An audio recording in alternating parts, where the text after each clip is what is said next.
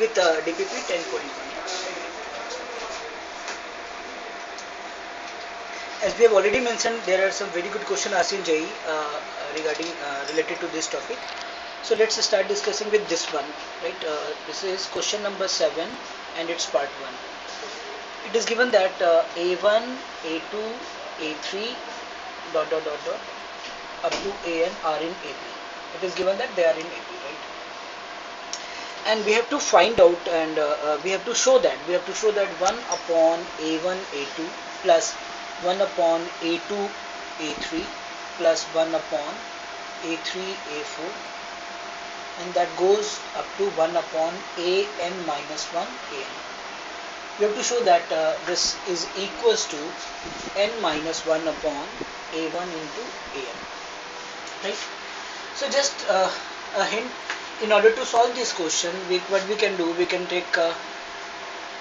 multiply D and divide D to the LCM, and it will become like D upon A1 A2 plus D upon A2 A3 plus plus D upon AN minus 1 AN, right?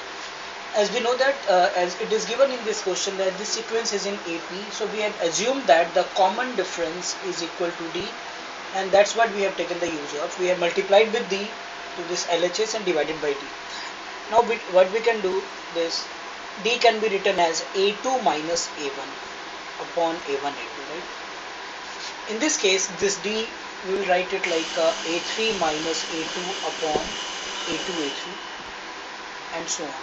At last, this D we can split it like AN minus 1 upon AN minus N minus 1 upon AN minus 1. Now you can solve this after that and you will be getting the answer. This was the hint for this question. We have another question of the same type. If we say this, the second part of this question number 7. Let's come to this second part of question number 7. In this case, it is given that same way A1, A2, A3 dot AN are in AP, right? And we have to find the value of sin D multiplied by cosec A1 cosec A2 plus cosec A2 cosec A3 plus dot, and that goes up to cosec AN minus 1 cosec AN, right? So in order to find this series, what we'll do, just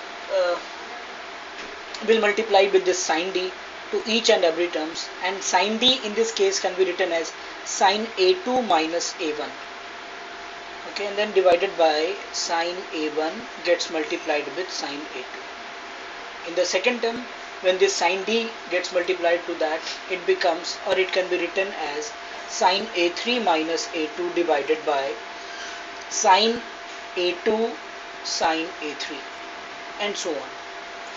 I think after that we can solve this equation and get the result, right? Now if we come to this question number 12. If we come to this question number 12, it is also a good question. In this case, it is given that A is arithmetic mean, right, between A and B, right? This implies that A, capital A and B are in AP, right?